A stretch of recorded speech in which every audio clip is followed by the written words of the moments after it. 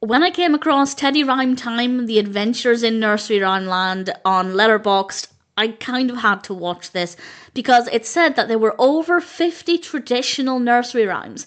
And like many children, I grew up loving nursery rhymes. I still enjoy watching films based on nursery rhymes.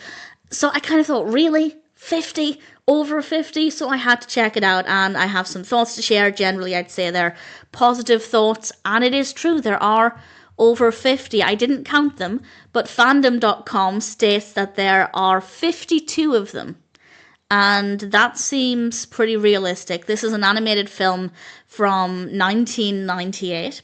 I don't have any information at the moment about who directed it or anything, but I will certainly put that information in the description if I can find out. And we have a voice cast including Clair Holloway, James Holloway, Jonathan Kydd, Gary Martin, Jacqui Reddin, and Susan Sheridan.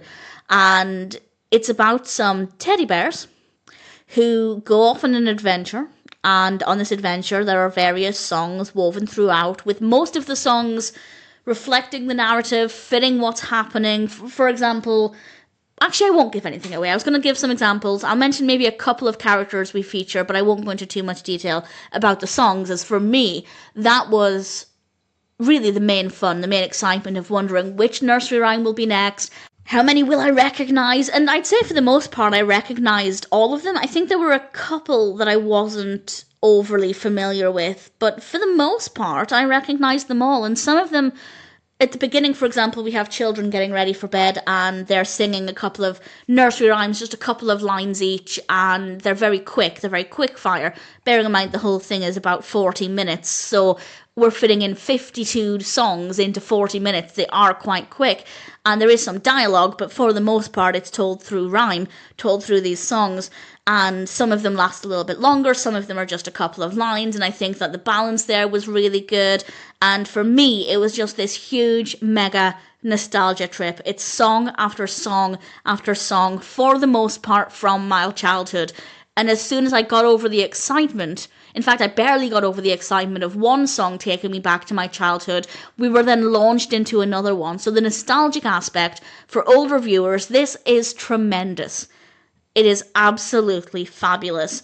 For younger viewers, it is great, though I feel like there could be some overstimulation because of the pacing. It never, ever, ever stops. And I feel like films in general, certainly, but children's films need some slower moments to allow children to gather their thoughts, to maybe calm down a little bit, because it is just constant.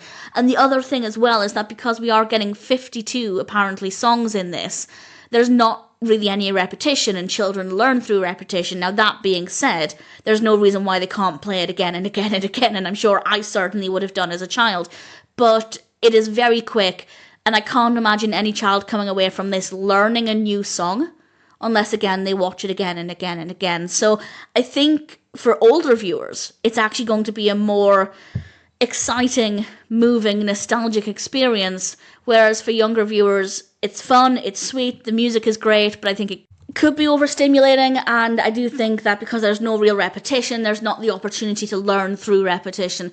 Not that I'm saying it's not good for younger viewers. I would have adored this as a child, especially with the cute animated teddy bears. The animation itself is very soft and gentle, it's very easy on the eye, which is beneficial when I think the pacing of the songs could be quite overstimulating. The visuals, not so much. It is nice and gentle. We have some fun characters we meet along the way, some of whom are from nursery rhymes, which I quite liked.